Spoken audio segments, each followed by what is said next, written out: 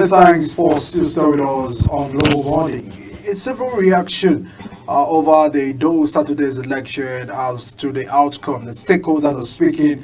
The PDP has reacted, Labour Party has reacted. So we're trying to track some of these concern, what people really have to say. Because from the other end, INEC have insisted that, I mean, this is elections and these are the processes that we carried out the job. The security agencies have also spoken. They said they commend the policemen for professionally carrying out their duty in the course of the Saturday's election. But one way or the other, some parties are quite, I mean, dissatisfied about the outcome of that election. This morning, we joined from Benin City in those states by an observer and the Director General of Global for Conscious Living Against Corruption, Dr. Nwambu Gabriel, joins us from Benin City this morning. Thanks so much, Doctor, for joining us on the program. Good morning, and thanks for having me. All right, Doctor, I want you to react because you are on ground, you had observed all of those proceedings, and prior to the election, you had organized several press briefings in pre-notices to some of the early warnings your organization had captured. But from the outcome of the election, what is observations, what is your conclusion about the process? Well, thank you so much. Like I say all the time, election is not an event. Election is a process, and it commences right from the time or the date INEC rolls out the timetable for a particular event. In perspective to the Edo State governorship election, we started observing the pre-election activities, then we came into the election day. We commenced from the distribution, the arrival of materials to the CBN, and from the CBN, the distribution of sensitive materials from the CBN to the local government state offices of INEC, then from the local government offices of the INEC to the respective RAC centers. Then on Saturday, the election day itself, we observed the movement of materials from the RAC centers to the 4,518 polling units across Edo State. So we observed the election, as it were.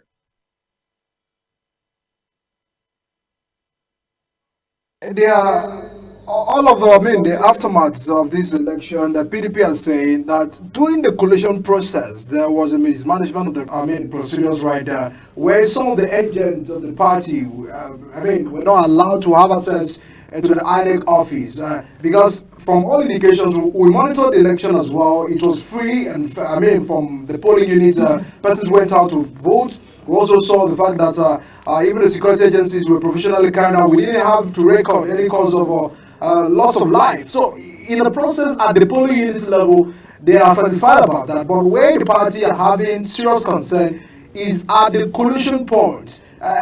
What did you witness? What did you see? What do you feel probably was your observations about this process? And what does the law have to say about it? Thank you so much. You see, the law permits a polling agent or a party agent to represent each political party in the collation center. In other words, it tries to ensure that the polling centers or the collation centers are not overcrowded by various actors, or interested parties in the election. So we had the presence of respective party agents, in the various collation centers. We also had our observers, inside the collation centers who were giving us, real-time online, reports of what was going on in various collation centers, across the 18 local government areas. However, there are features that played out.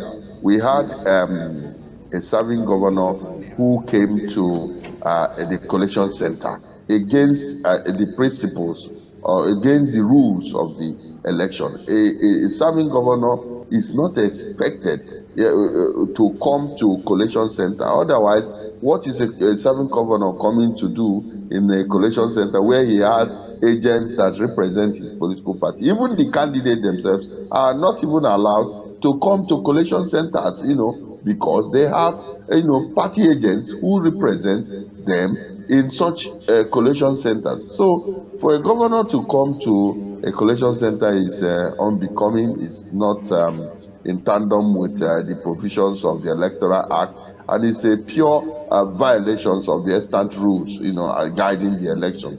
We also saw a post-election activity where a serving governor, came and addressed a press conference declaring the results of the election in favor of his own political parties.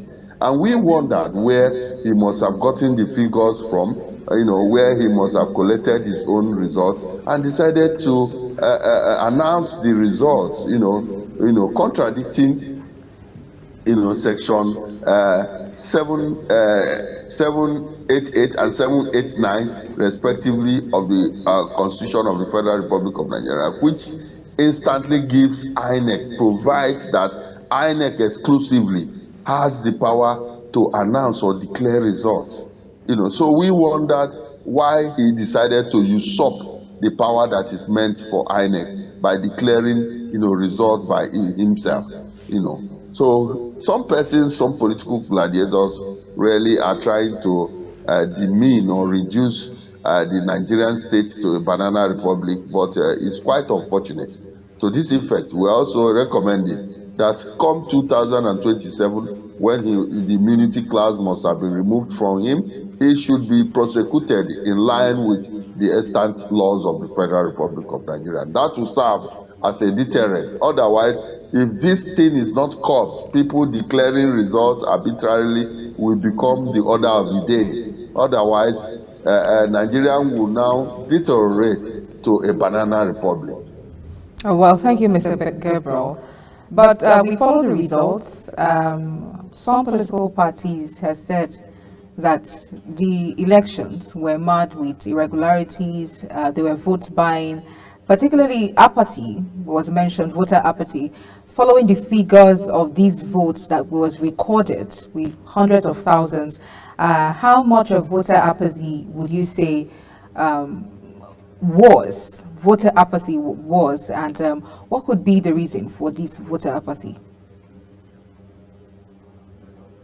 Yes, thank you so much for your question. You see, on the 21st of September 2024, the election day itself, it started with a heavy downpour, which was, across the state, so that heavy downpour has significantly, affected the turnout of Edo people, to exercise their franchise because of the heavy downpour.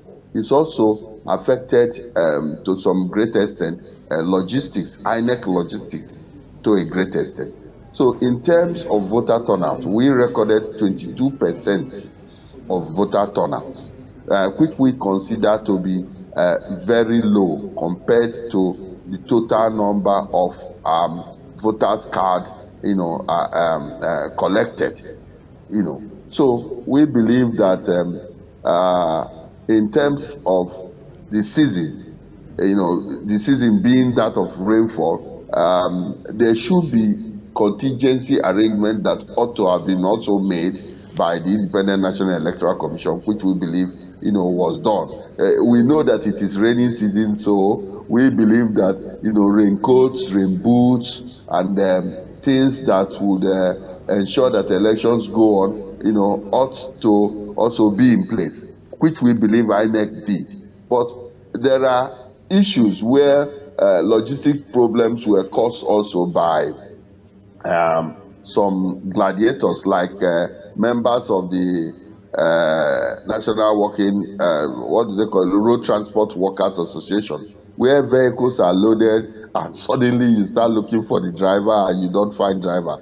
we would want that to be investigated, whether it was intentional that some drivers, decided to abscond, at the point of, or whether it was intentional or it was coincidental. We also had situations where vehicles were loaded and the drivers were there present, and we found out that the police that was expected to, the policemen, officers and men that were supposed to escort these vehicles because they were carrying voting materials, sensitive and non-sensitive materials. You find out that the policemen were not nowhere to be found. But these were in very few cases. That is not enough to say that the elections were not credible. These were pockets of areas which we also recommend that the Nigerian police should also make proper investigation, in spite of the 35,000 policemen that were deployed for this election. Why is it that in pockets of areas, we found that the policemen were not there to escort voting material from the rack centers to the polling unit? These are very resonating, pertinent issues that should be investigated as we move towards Ondo State governorship election, so that we wouldn't have a reoccurrence, of shortage of policemen for escort or members of.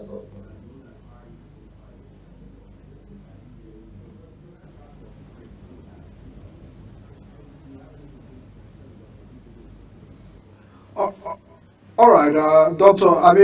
In a bit, because the off-cycle election of Edo and the next one is that of Ondo State. I've also seen the threats by the ruling party APC saying that we are going to use the same strategy that we have used in Edo to Ondo. And just yesterday, Mr. Peter Obi, the Labour Party presidential candidate, reacted to that. And he said that it is a state capture by the ruling party. From all indications, with the statements of the APC to this election, do you feel that there is a plan to also scuttle processes rising towards Ondo State election? No, that is not. That's his own opinion. You see, the beauty of democracy is that it allows you to ventilate your grievances or your anger, provided it's within the ambit of the law. While ventilating your anger, you also you are not expected to infringe on the right of other citizens as well. What has happened in Edo State is an election that has been conducted.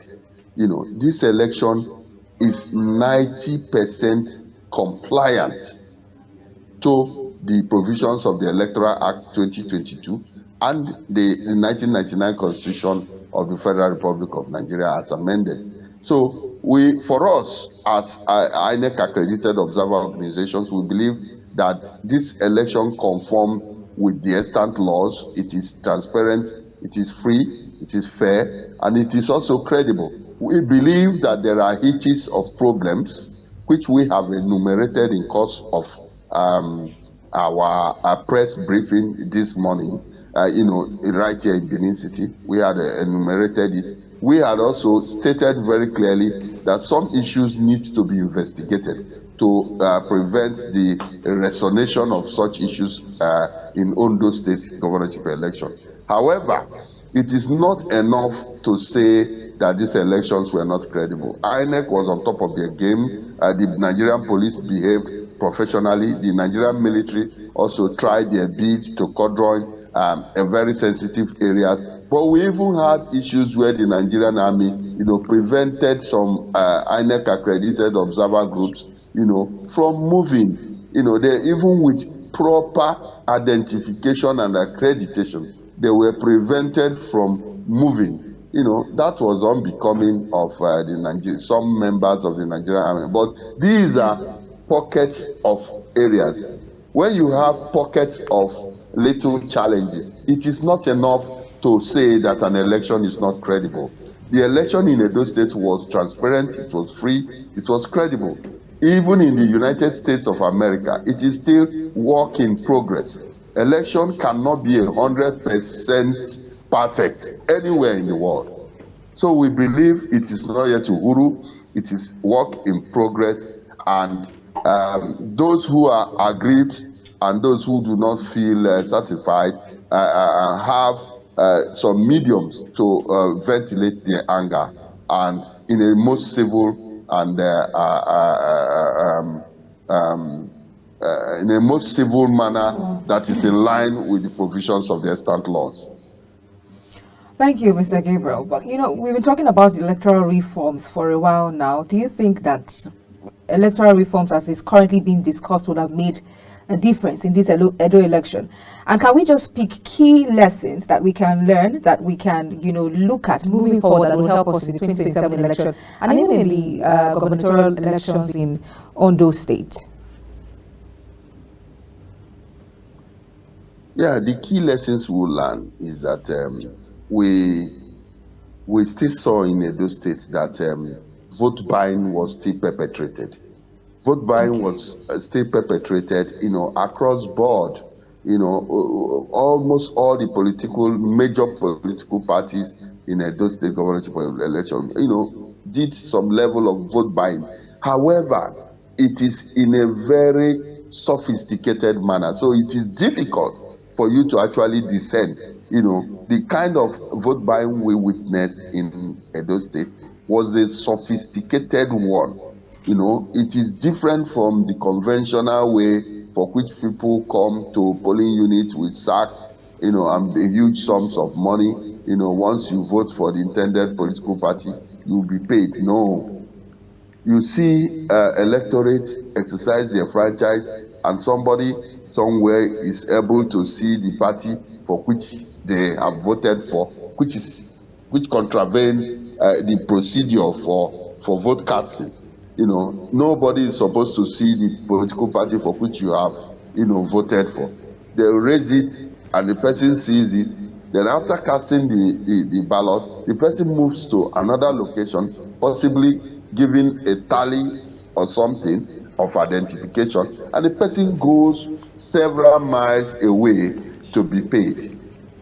So it becomes more sophisticated, and it also becomes more difficult to know which party is perpetrating a vote buying.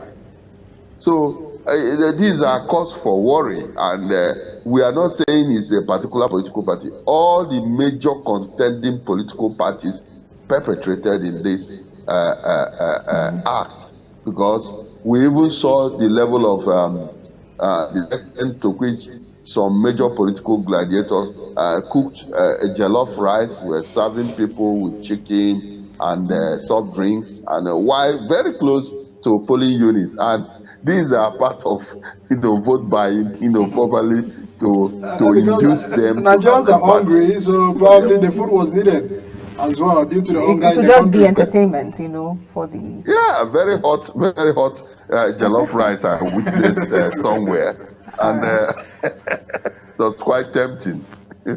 Thank you very much, Mr. Thanks so much, Gabriel. Doctor. Thank you for your time with us. Thank you for taking us through the aftermath of the elections in Edo State. Well, we'll take a quick break now, and when we return, Michael Edikan will walk us through topical issues of the national dailies. Please stay with us. We'll be right back.